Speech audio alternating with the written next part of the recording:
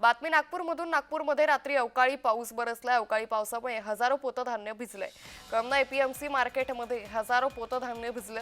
2 दिवसांपासून पावसाचा अंदाज असताना उघड्यावर हजारो पोती धान्य का ठेवली असा सवाल शेतकऱ्यांनी उपस्थित केलाय. त्यामुळे शेतकऱ्यांसोबतच व्यापाऱ्यांच्या हजारो पोत्यांची नासाडी झाली आहे.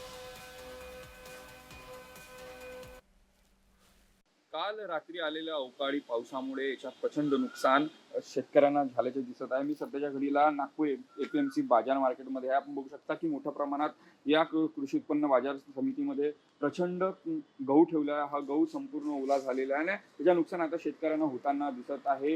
एकंदरीत बघितले असेल तर काल सकाळपासून नागपूर शहरामध्ये ढगाळ वातावरण होता. मात्र आज जर बघितले असेल तर रिपरिप पाऊस आला ना. रिपरिप पावसामुळे संपूर्ण परिसरात एकंदरीतच तिथे ठेवले असलेला हा गहू संपूर्ण ओला झालेला आहे आणि शेतकऱ्यांना या हंगामामध्ये हा गहू विकल्यानंतर त्यांना कुठेतरी आर्थिक फायदा होत असते, आर्थिक मोबदला मिळत असतो. मात्र या नुकसान शेतकऱ्यांना होत आहे कारण की उन्हाळी सध्या धान पीक लावणं शेतकऱ्यांचे सुरू आहे, गहू लावणं सुरू आहे. अशातच एपीएमसी मार्केटमध्ये शेतकऱ्यांनी आणलेला गहू एका अर्थाने हा संपूर्ण अवकाळी पावसामुळे भिजला आणि त्याच्या फटका खरा एका अर्थाने शेतकऱ्यांना बसल्याचे चित्र दिसत आहे.